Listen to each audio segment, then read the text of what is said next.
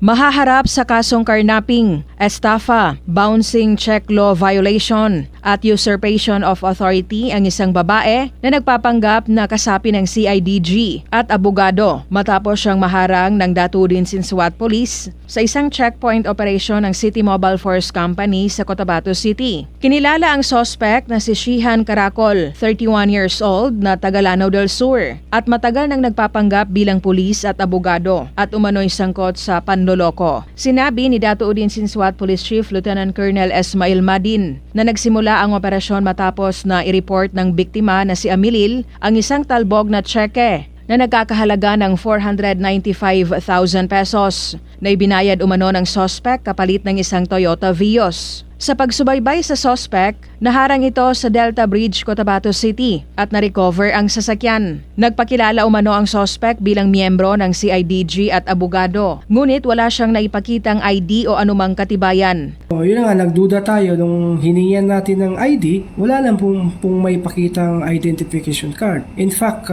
kanina meron dito yung lawyer ng biktima, si Attorney Asgar Mandal. Tinanong din ni Attorney kung anong rule number niya doon sa abogado, hindi rin masagot. Hinikayat ng PNP ang posibleng mga biktima upang magsampa ng reklamo. Nagpaalala naman si Lieutenant Colonel Madin sa mga negosyante na maging maingat sa kanilang mga transaksyon. Rufa Mocalid, NDBC, Bida Balita.